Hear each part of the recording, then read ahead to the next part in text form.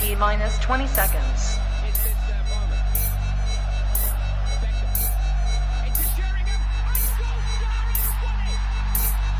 10, 9, 8, 7, 6, 5, 4, 3, 2, 1, 0.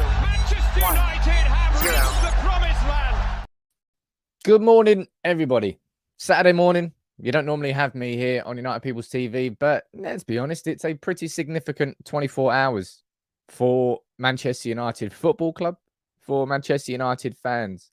After confirmation last night, not only of the bid from Qatar, which I covered in a stream last night, but the subsequent confirmation from Sir Jim Ratcliffe's INEOS that those two bids officially went in before the 10 p.m. soft deadline. Now, one thing I will say here before we start the show, and this is going to be a serious conversation that we're having. No doubt everybody's got your opinion. I'm going to try and bring as many of your comments up on screen as possible. As always, I try to make these shows interactive. It's not just about my opinion.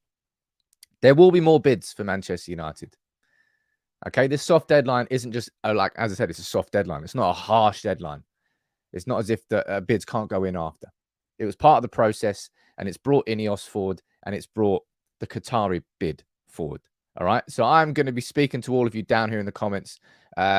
Wisdom, it's not my microphone, it's you. I see some people saying this. I've tested everything. I know there's nothing wrong with my microphone. If there's anything, sort it out on all of your ends.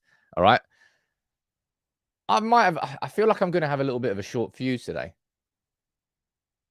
because this is just such a significant talking point, significant moment for the history of our club. And I tell you what, there's some serious division on this too. Serious division.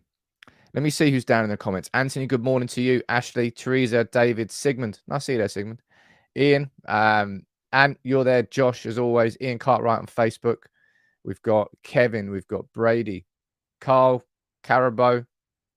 Speaking of Carabo, the cup final down there. Remember that, by the way, ladies and gents. I'll drop the link to you. It's a free competition. It's the best giveaway I've done here on United People's TV, because you've allowed this to happen. So, yeah, I'm giving away a pair of tickets to the final. But let's speak about this, all right? Confirmation last night of bids from Qatar and a bid from INEOS.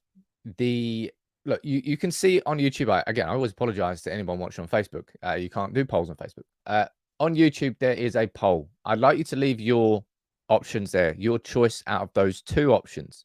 And towards the end of the show, I'm going to pull up 3 different polls. I've asked YouTube community, I've asked the Instagram community, and I've asked the Twitter community.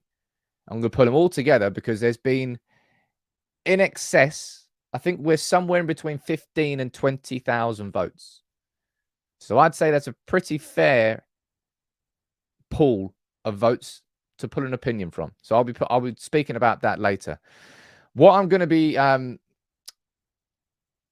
discussing here, the format of the show, I'm going to run through the official statement from the Qatari bid. I'm going to run through the official statement with regards to the Jim Ratcliffe bid. And I'm going to be speaking about both of them, and I'm going to be interacting with you in the comments. All right. So make sure you get your comments down there. I can see there's so many. Actually, that's a good point, actually. Gamer.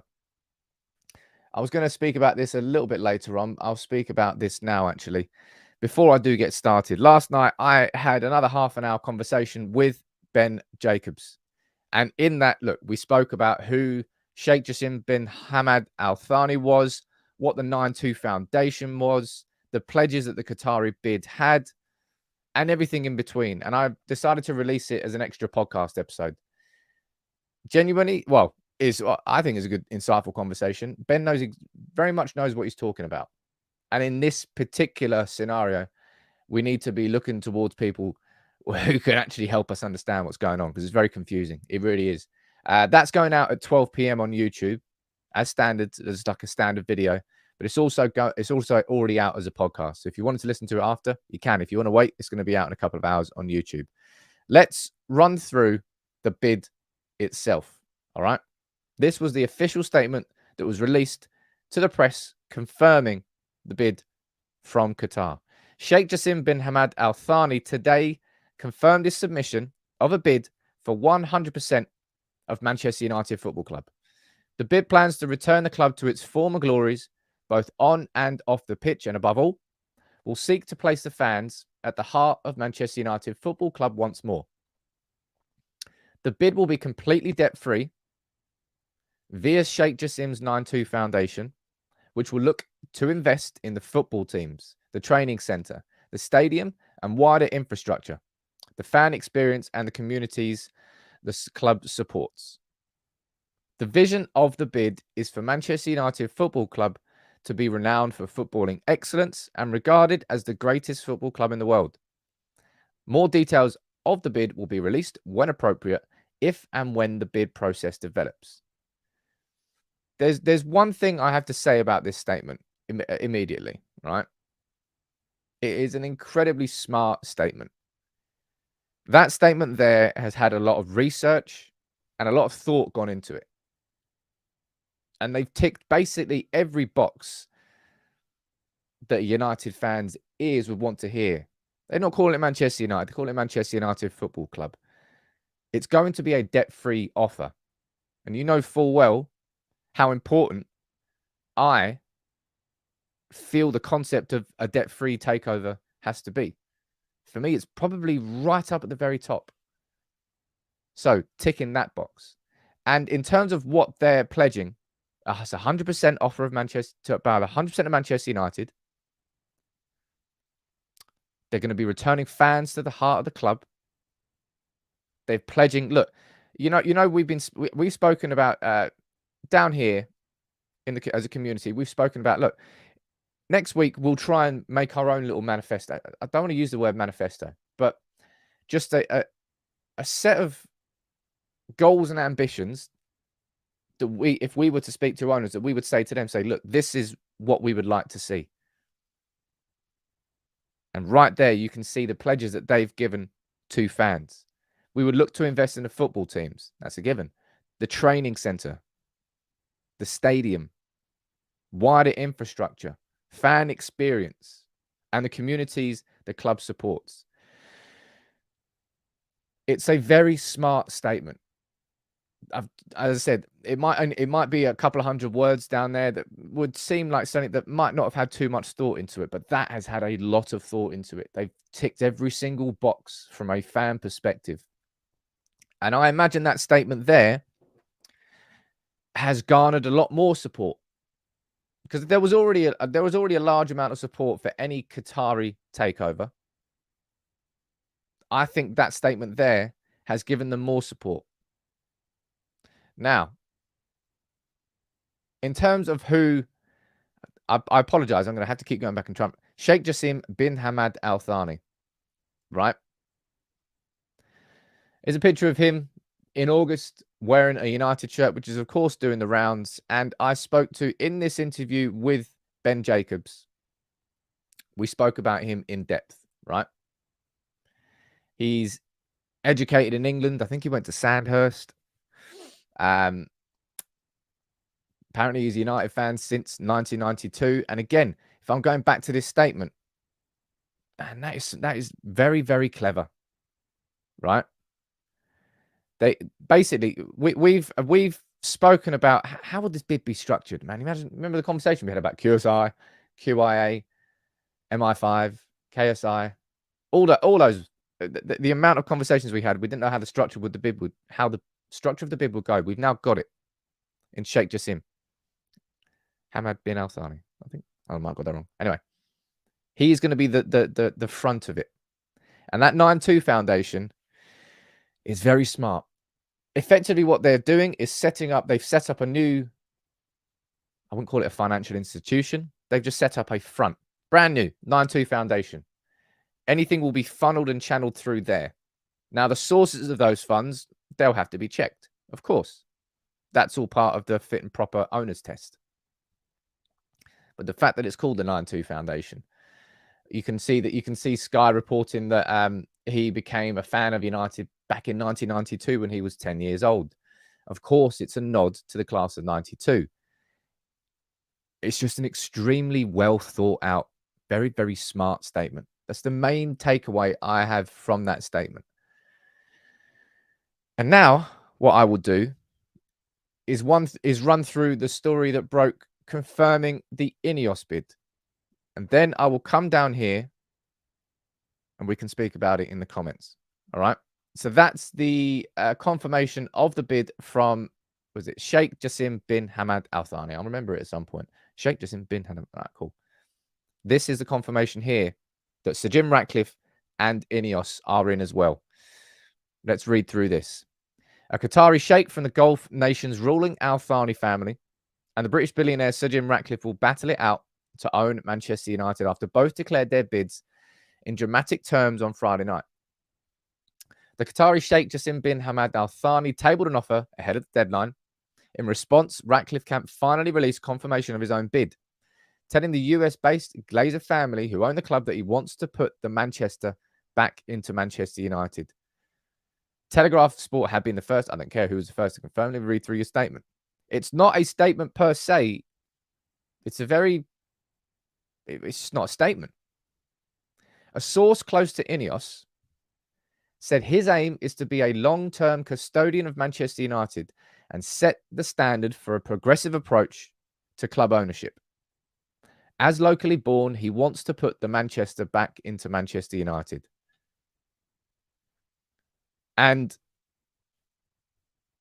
if I'm praising the Qatari statement, as I said, well thought out, ticked all the boxes that United fans wanted to hear. That's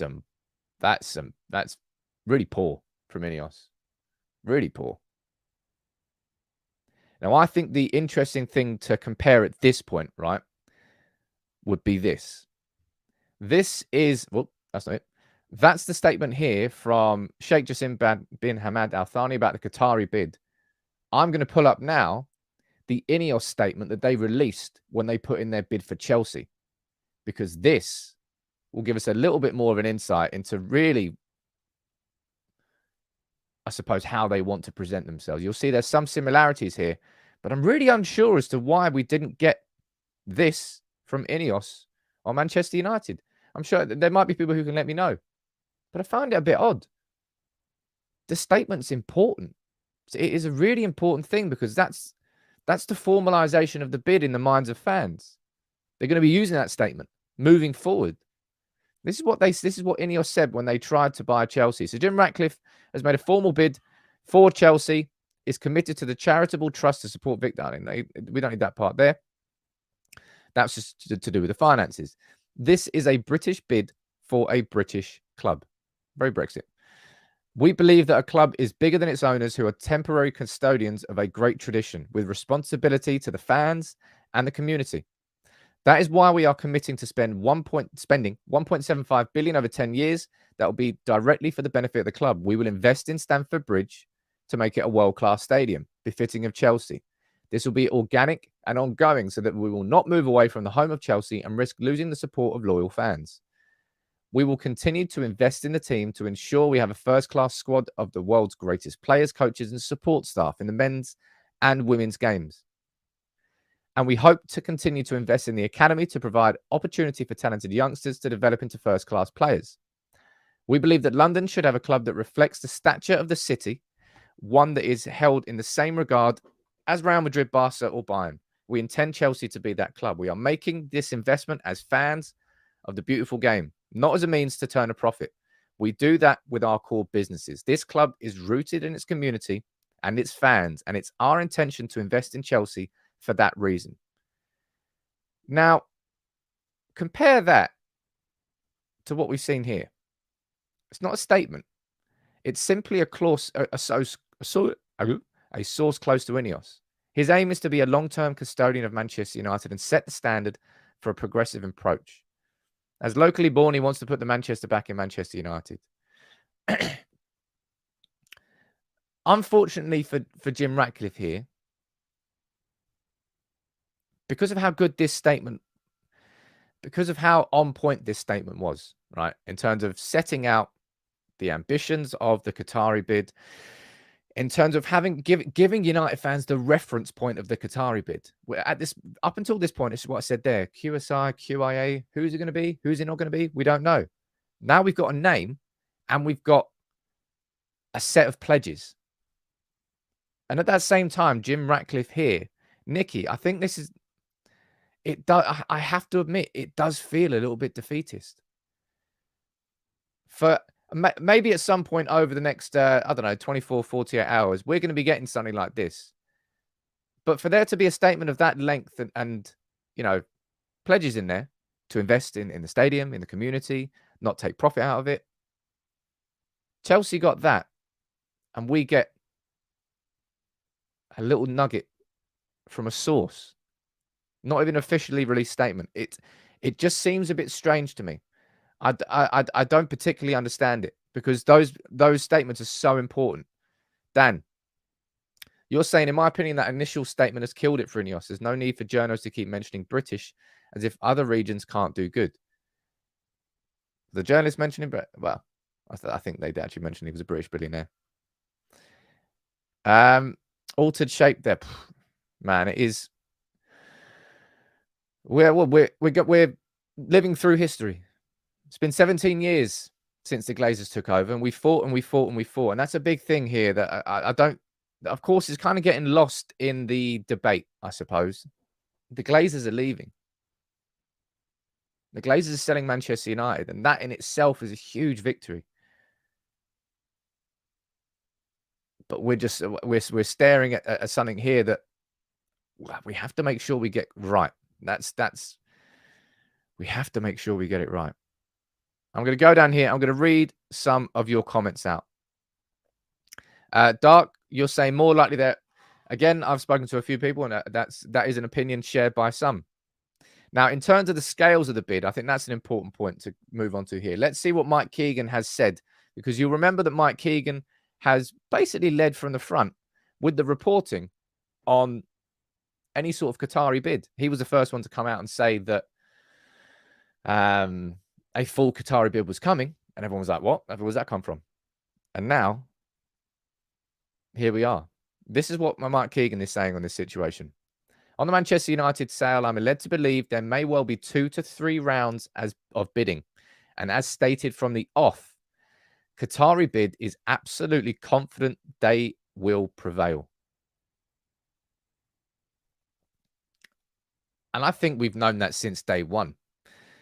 Since the day where we knew that there was going to be a Qatari bid coming in, you just know full well that Qatar would have had utter confidence that they would have ticked all the boxes as according to UEFA's rules about club ownership with PSG. They know that they would pass. They would have utter confidence they're going to pass the Premier League fit and proper owners test. And they would have had utter confidence that any bid that they put in would be big enough to win. Look, we're in a bidding war now. This fucks me off. The Glazers, man, this is a perfect situation for the Glazers. Staring at the face of a bidding war.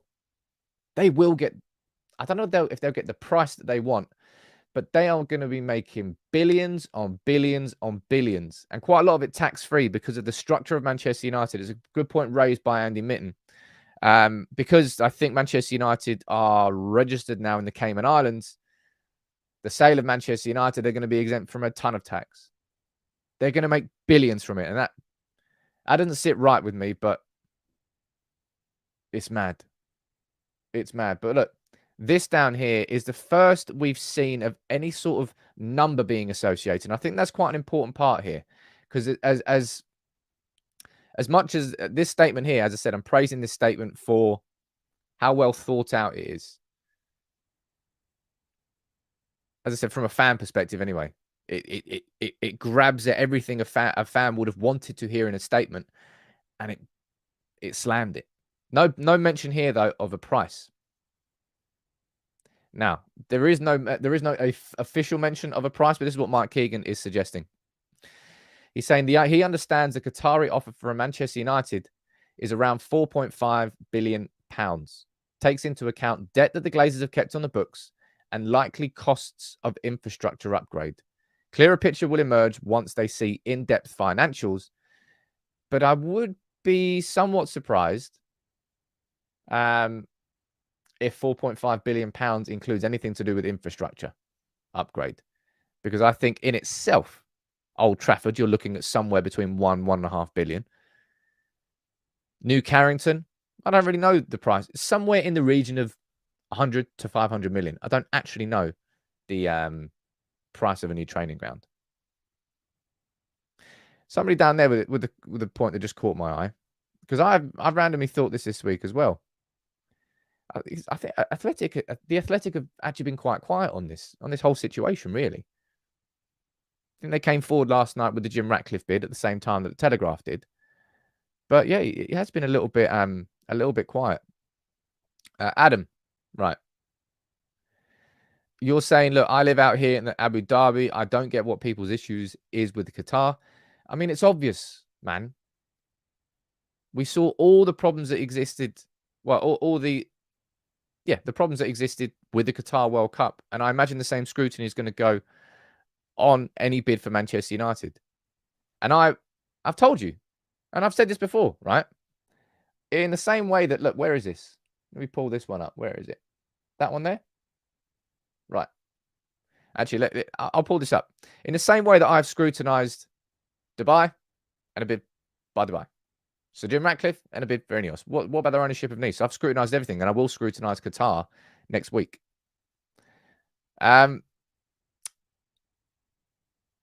This from Adam Crafton, he's from The Athletic, saying sources close to the Ratcliffe bid also say any money borrowed to fund the takeover of Manchester United will be borne by the INEOS group rather than the club, meaning no fresh debt will be added to the balance sheet. But I said this yesterday afternoon. I said, look, something that we should consider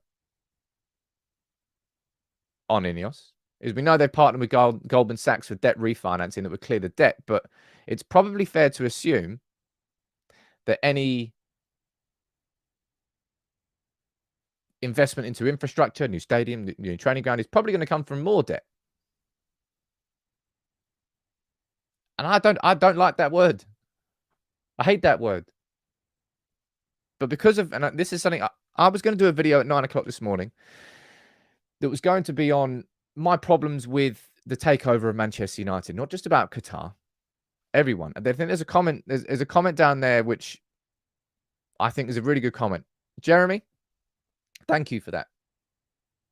And the reason I'm putting this up is because I think the exact same sentence can be, you can replace Qatar in that sentence and you can put INEOS. You can replace Qatar in that sentence and put Saudi Arabia or any US consortium. Nobody should get a free pass when it comes to when it comes to owning Manchester United. Has history not taught us anything about fucking scrutinizing properly? We have to. We've got a responsibility to do it. You may still come to the same conclusion at the end of it. But at least you can say after all of that you've understood and taken everything into account. It's a really important point there. Thank you for that.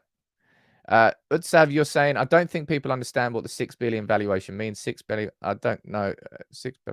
Where's the 6 billion come from? Oh, 6 billion is United has 7. Not very different from the Qatari. We're very much speculating about bids, very much speculating about prices, about valuations. There is no confirmation at this point in time.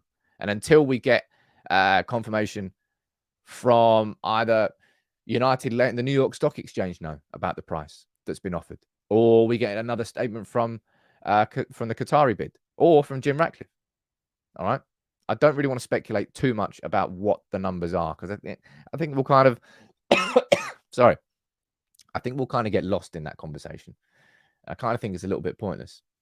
Now, there is something I want to pull up on screen here, which I think is really quite fucking important.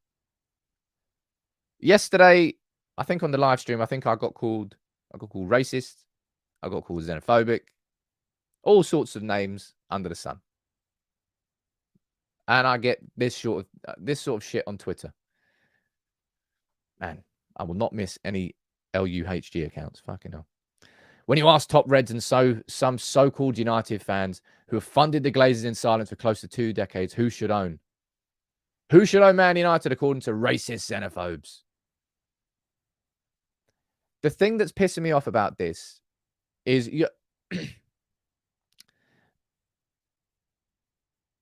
you're trying to associate something here which is extremely important, that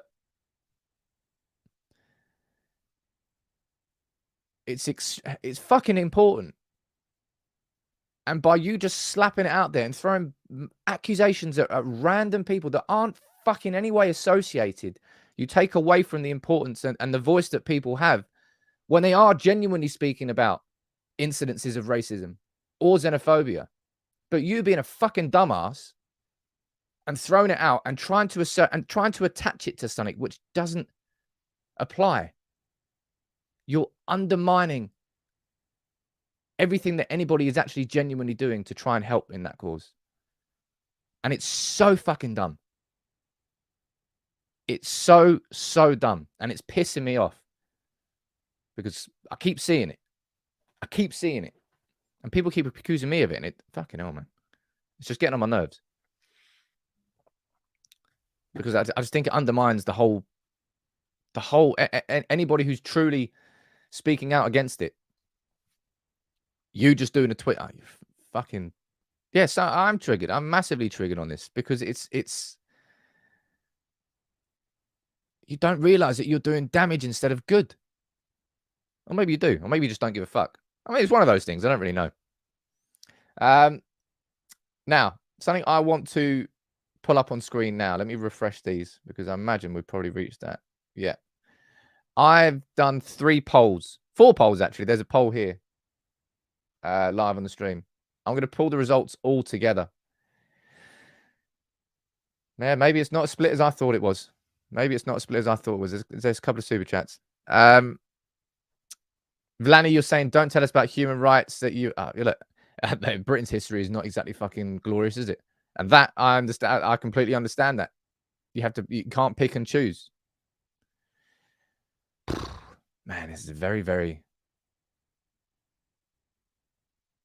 I didn't ever think that United would be in this position, man. Never, ever thought United would be in this position. Here we go. Anyway, let me pull up the results of these 3 polls. In fact, I'll look at the poll here that's live on this stream. We've got 2,000 votes on it. And 83% of you are saying that you would prefer Qatari investors. Right? That's pretty definitive. I'm going to close that poll now. That's 83% off the back of 2,000 votes. And this is the vote that I put up on the community last night. 10,000 votes on that poll. And 80% of you have said you would prefer Qatari investors. So that's 12,000. Look, maybe there's going to be crossover between people who have voted there and people who have just voted on this poll now. That could happen, right? But 80% of you are saying Qatari investors. We go over here to look at the result on Instagram. Just over 2,000 votes. And 68% of you are saying Qatar on just over 2,000 votes. And we go over to Twitter. And there's just over 6,000 votes on there. And 85% of you are saying Qatar. It seems quite... I think this is... No offense to... sorry. No offense to Instagram or Twitter, but I trust the YouTube community here. I know... I feel like I know you more. And I trust the polls there. So in... What is that? Just around about 12,000 votes. Looking in and around 80% of you preferring the Qatari bid. And as I said, this statement here I think really helped the Qatari feeling among United fans. Really did. It was a very, very smart statement that hit the nail on the head, that gave United fans what they wanted to hear. Debt-free, investment in the football team, investment in the community, the stadium, everything. Everything that United fans pretty much wanted to hear was in that statement. And I think that's pretty reflected in these poll results. Let me pull that up there so we don't need that on screen. There we go. Right. I'm going to go down here and I'm going to read, I think there's a couple of super chats. I'll read a few of your comments out. All right. Let me pull this photo up here. Leave that on screen. Spence, you're saying the Glazers leaving should have brought the fan base together. Instead, people are throwing around more hate and abuse at each other than ever before. I think that's a really true statement, I suppose.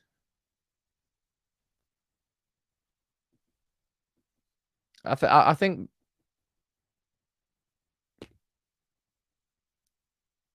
it was after the Dubai interest when I did that interview with Nick McGeehan. Now, I understand that some of you felt that wasn't a particularly fair and balanced interview, and I think that's a pretty fair comment, because it wasn't.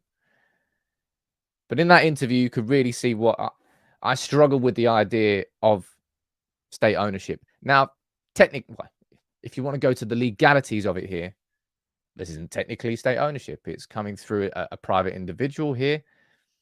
And I need to write his name down on a clipboard. Sheikh Jassim bin Hamad Al Thani is going to be the man fronting this.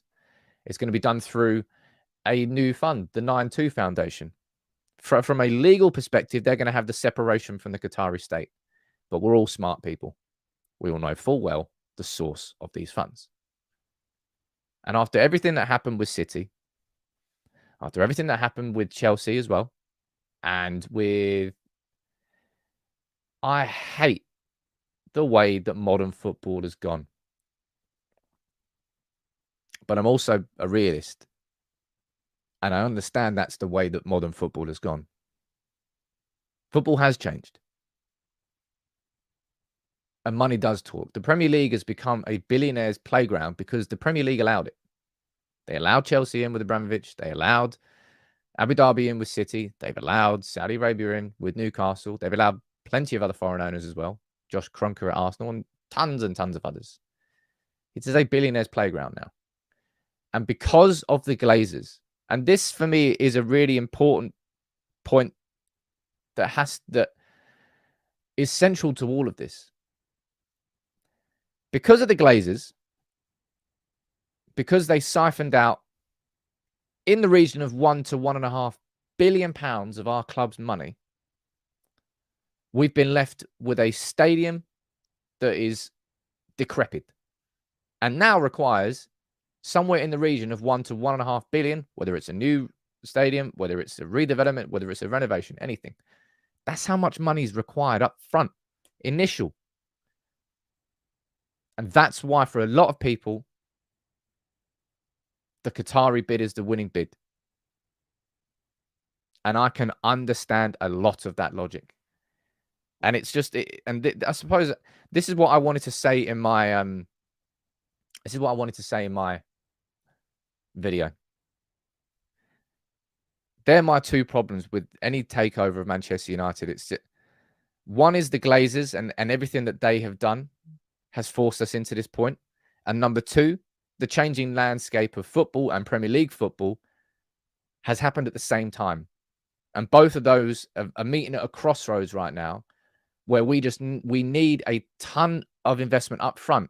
Past that, we don't need that money. Well, of course, you can do that money, but past that point, we could probably be self-sustainable with the revenues that we're generating and the extra revenues we would generate after that investment. Bigger and better match day revenues, lots and lots and lots. So we don't need, we're not a championship level club like City were when Abu Dhabi took over, or when Saudi bought Newcastle. But yeah, it's that crossroads which is pissing me off. And it made me realize as soon as the Dubai interest came in, at that point, I felt it was kind of inevitable that it was going towards state ownership, because I didn't really think that anybody else would be able to compete. And here we are, what is it, 6, 7, 8 weeks later? And we're at that point now. There's a couple of super chats down there. I apologize. I missed them. Let me go back to them. Chris, you're saying, in amongst all this news, we need to remember the great work that Manchester United Supporters Trust 58 and match-going fans have done in protesting for us to this point. I think 58 released a statement last night, didn't they, Chris? I'm still in touch with the lads. Obviously, everything's kind of gone a little bit quiet at this particular moment in time with everything they're doing, but they have done a lot. They gave United fans the ability to mobilize on a week-by-week basis, which is not something that we've had before. Previously, the protests were a big, loud protest, and it sort of went muted, didn't it? They were the ones who were able to mobilize protest pretty much at every home game and to keep that narrative up. So, yeah, they've done a lot. Andrew Tomlinson, my favorite dude. You don't pay for a massive infrastructure build up front. You pay it over the duration of the project. Well, it depends on what you might be right. They may well finance that infrastructure over the course of 10, 15 years. And therefore, maybe we don't need that massive cash injection up front. But how the structure of that is going to be extremely important of where that money comes from. And again, reiterating as to how powerful this statement was, it's basically, it's those 3 words there, isn't it? Completely debt-free. For me, they're the 3 most important words out of that statement. The main takeaway from that is that it will be debt-free.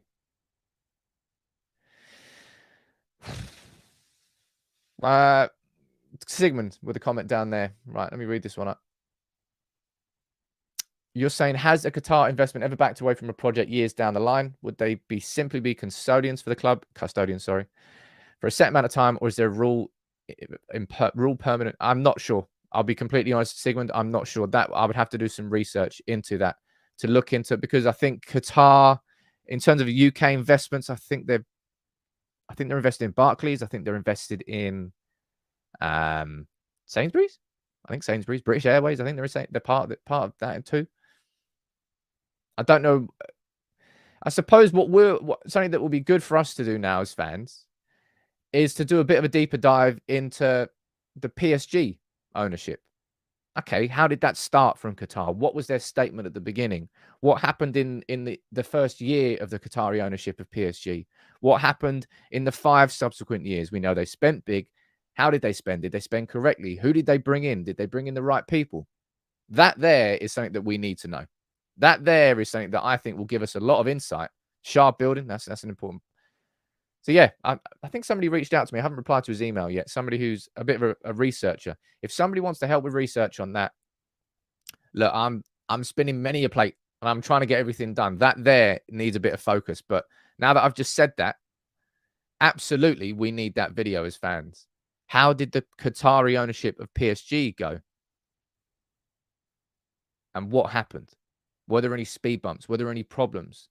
Were there any precedents there or comparisons that we could try and avoid as United? I think that would be a good one to do. And there's a couple of super chats down here. I apologize. I think I might have missed a couple this morning. I really, really apologize about that.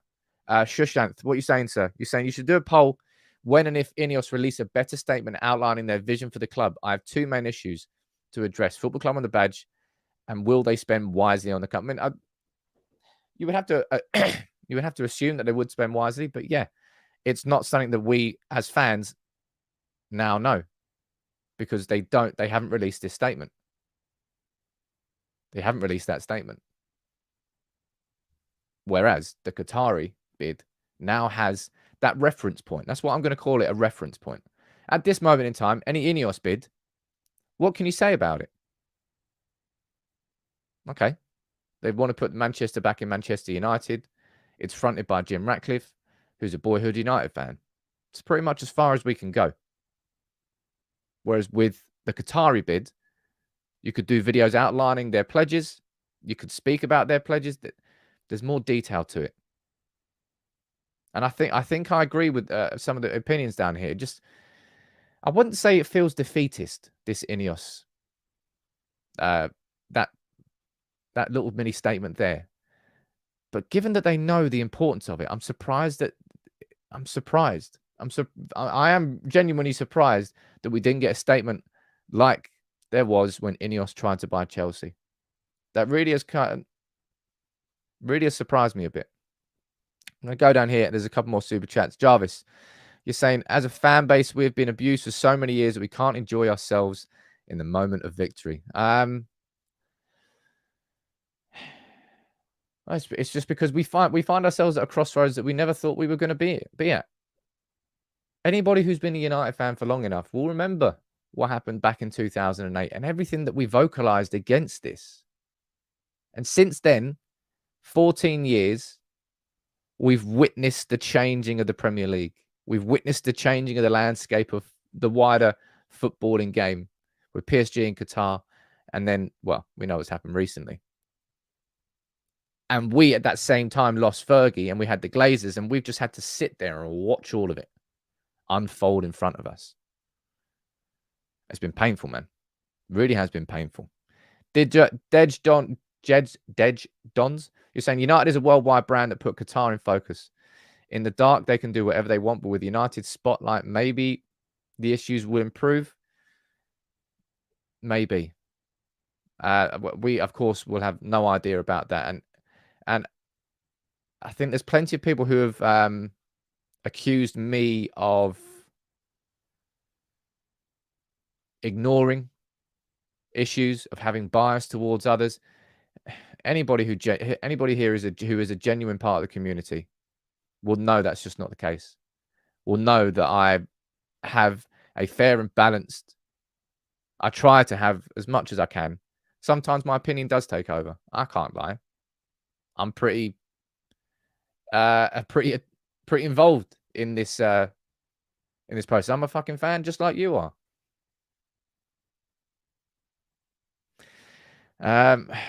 Right. Let me go down here. Raymond, you're saying, look, Jim hasn't got a chance. Qatar look like they know what they want and they have more of a plan in place. I would definitely agree with the last part. It looks like the Qatari bid is extremely well thought out, extremely well planned, and that they know what they want. And seeing as they know what they want and they've come forward with it, the reality is they will probably get what they want.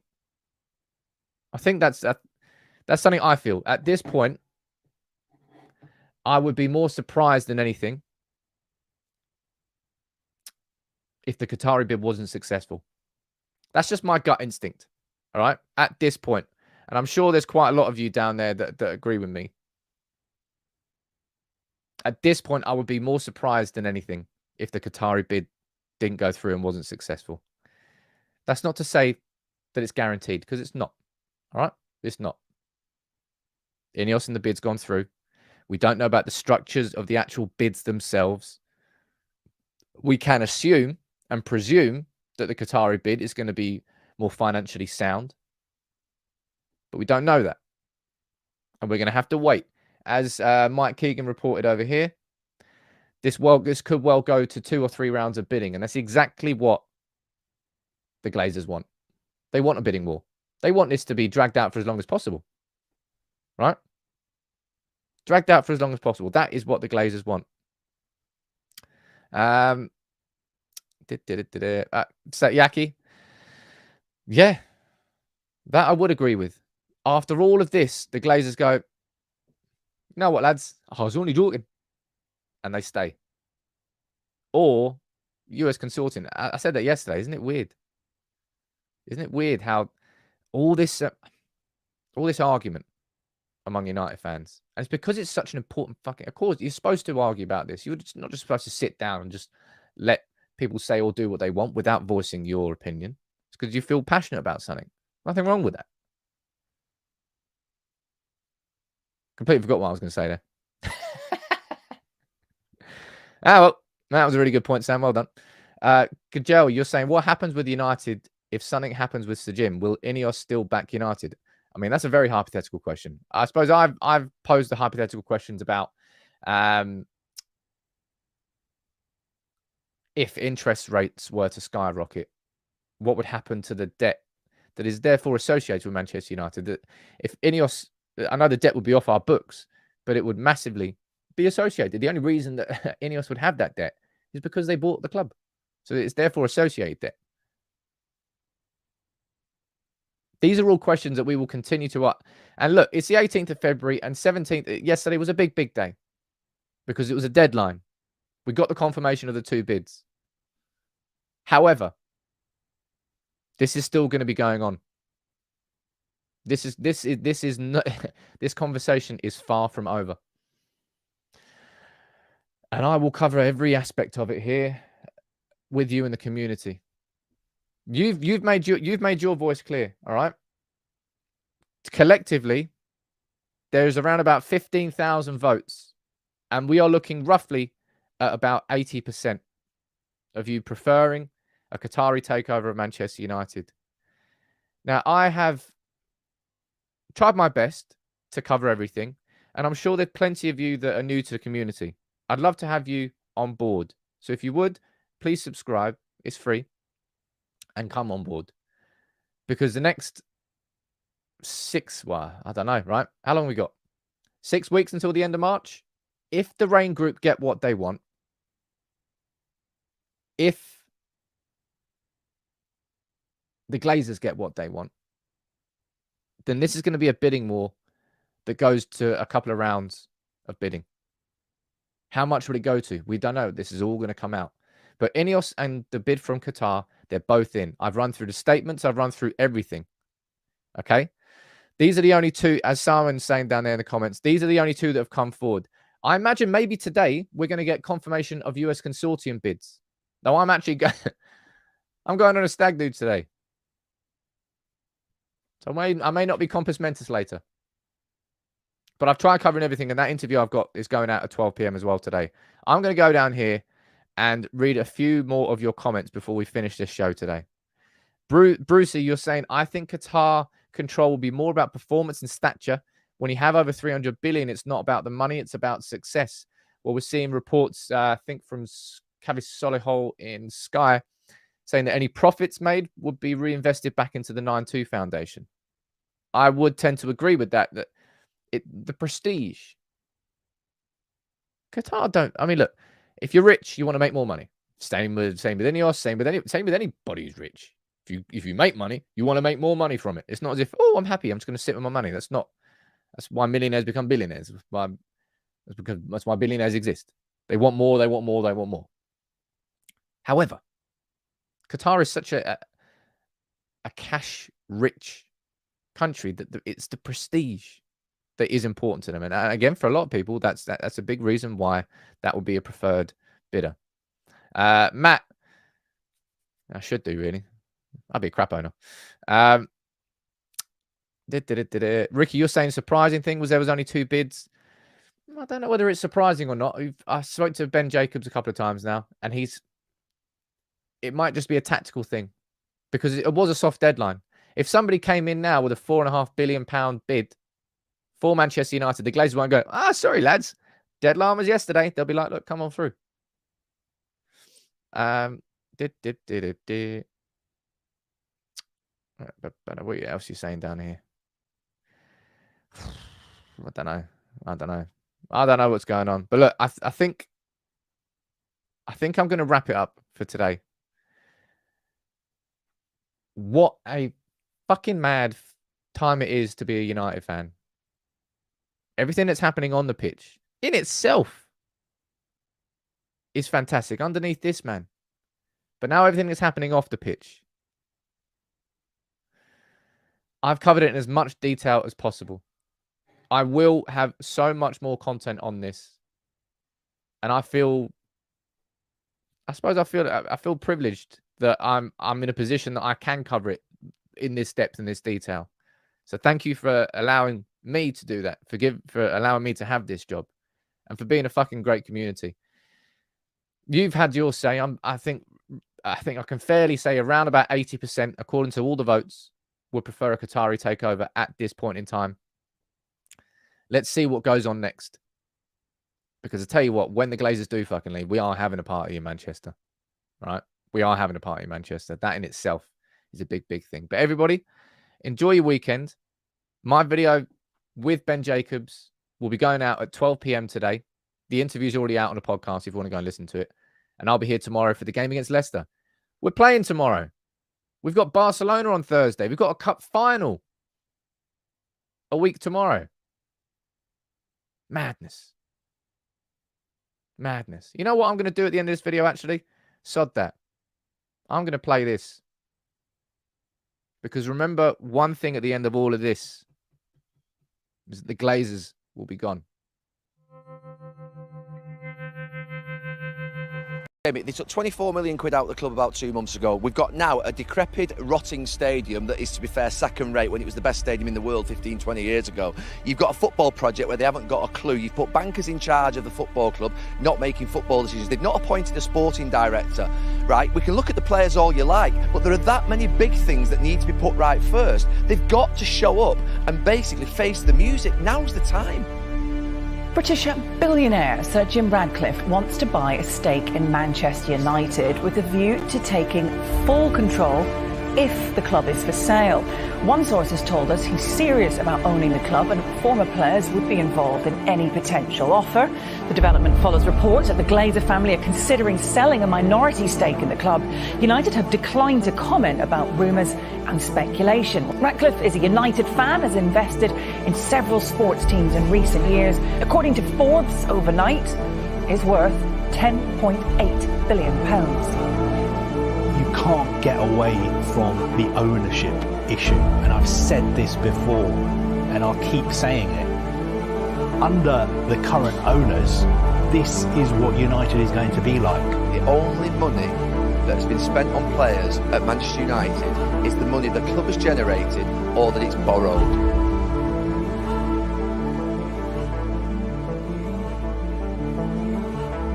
We have seen many anti-Glazer protests at Old Trafford down the years, and this was one of the biggest. Tens of thousands of United supporters pouring down to Matt Busby Way. This protest organised by the 1958, one of the Manchester United supporters groups. They wanted it to be a peaceful protest and a legal one too, and that's what they got. It was full of passion and anger towards the Glazer family. They are still so upset with them for landing this club in hundreds of millions of pounds of debt. The interest on that debt comes to about £19 million a year in interest payments. There's so much more that the fans are unhappy with the Glazer ownership, the way they structured the club, putting perceived bankers in charge of football decisions. They also tried to lead them into a European Super League. And of course, this is the only club in the Premier League which pays its owners dividends. Because the way they bought the club and the way they loaded debt onto the club and the way the club has to pay those debts off means that United are going to fall further and further behind very well-run clubs where you've got owners who put money in, not owners who take money out. An apology, perhaps.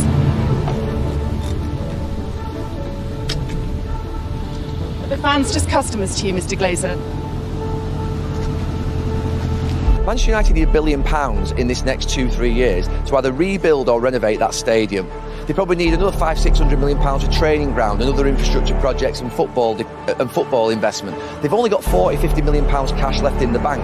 They were cash rich 3 years ago. They had £350 million in the bank. They've no longer got that money in the bank. Something is going to have to give soon, very, very soon.